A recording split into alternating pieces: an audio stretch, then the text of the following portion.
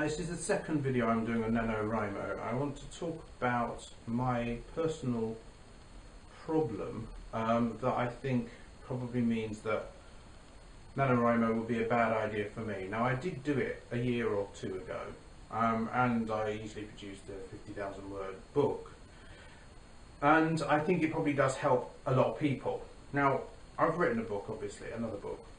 You could have thought of that, which is currently not available. And in it, one of the ideas that I had was NaNoNoWriMo, which addresses the problem that I have. My problem is the opposite of writer's block. It may or may not be a problem, but I think maybe it is.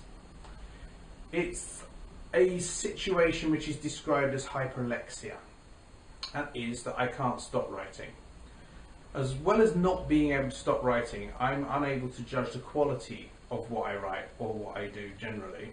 And as a result, I produce a lot of material, and it would actually be more helpful to me, as I mentioned in NaNoNoWriMo, to produce less writing.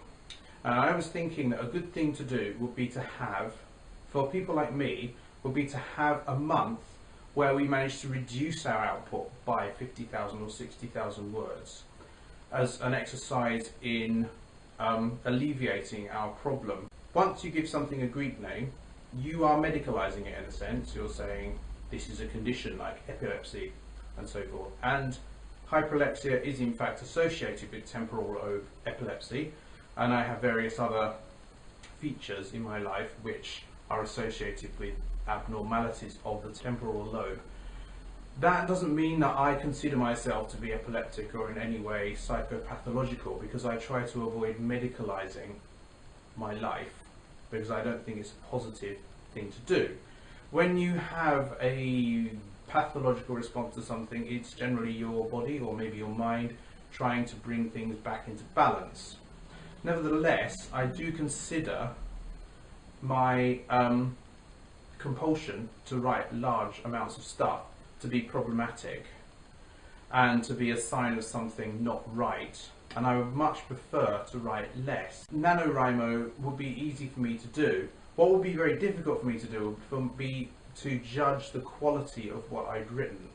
Now, as it happens, I am going to be finishing a book on the 30th of November, which is Here Be Dragons, which unfortunately relies on illustrations and has not got any illustrations at the moment apart from the ones that I've put in it. And so I'm sort of rather disappointed by that project.